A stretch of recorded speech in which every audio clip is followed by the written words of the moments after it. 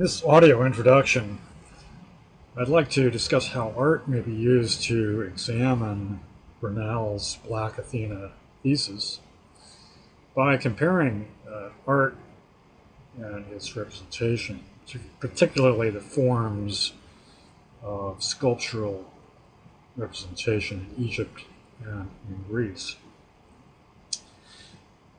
In the video snapshot I've shown you here, we're comparing two figures, one from Old Kingdom Egypt, representation of King Menkaure and his wife, the Queen Nebti II.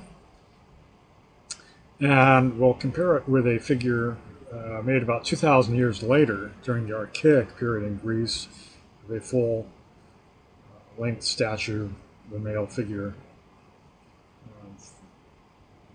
on the right that you can compare. You can also scroll down on the web page and click on either image and blow them up and look at them much larger if you double click them.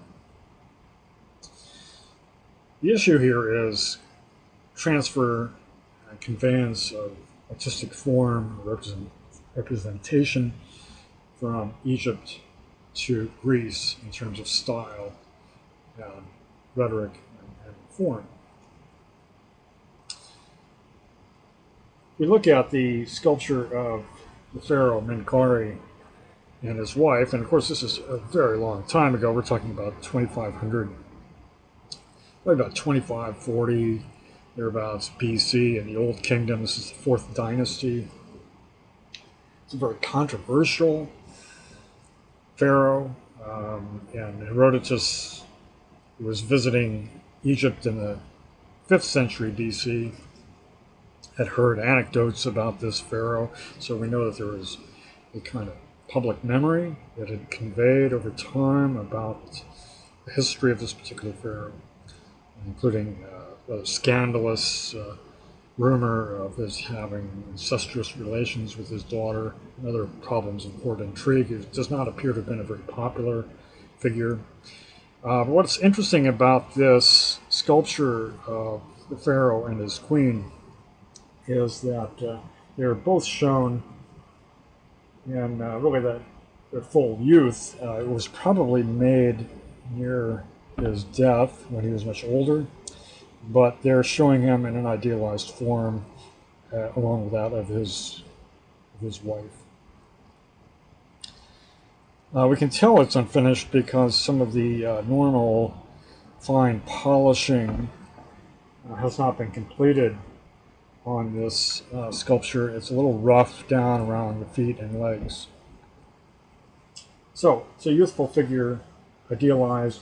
The pharaoh himself is nude to the waist. He wears a typical royal kilt of this period and headcloth signifying his position. But it's a gesture that interests us here, and his left foot forward in stride, holding two objects, usually something like a mace in his hands as a symbol of his office. And we see his youthful wife, the queen, bestride him. You'll note she's almost of equal height. And the form is interesting in terms of this complementary representation. And we think then this is probably completed sometime, maybe a few years before Menkaure's death in about 2472. Now, Herodotus refers to him as Mycarinus in his text. It's a little different spelling in the Greek than we'll see in a normal Egyptian transliteration. So this is a sculpture then from the Old Kingdom, again about 2400 years BC. And let's look at figure 2 next to it. I compared this. This is a very typical representative Archaic period Greek sculpture of a full-length sculpture of a single male nude. But you'll notice that the gesture is very similar. Left foot is forward, the two hands clenching to the side, and very similar posture.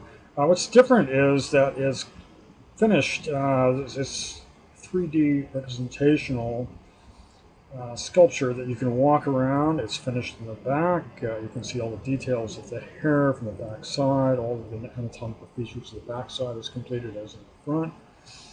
And you'll see that the space carved around the legs is open. So there's a little difference in technique and representation in terms of finishing. But the gesture is so similar that we can see that this style, a kind of Mediterranean style of representation, first worked out in Egypt some 2,000 years before, is being used or replicated in Greece 2 millennia later. Now, the Greeks won't maintain this style. They'll change their representation very quickly when we get into the next century, in the classical period, the 5th century. We'll see a much more realistic and a different kind of representation of warriors. It's also interesting to note and compare that the male chore, or the chorus here, singular, that males are represented in full nudity. This was a fashion in the Mediterranean, particularly in Greek and even later in Latin and Roman civilization. We'll see that Roman generals sometimes in the late Republic were represented in full nudity. And this kind of form of the male presenting themselves in their physique as a symbol of power.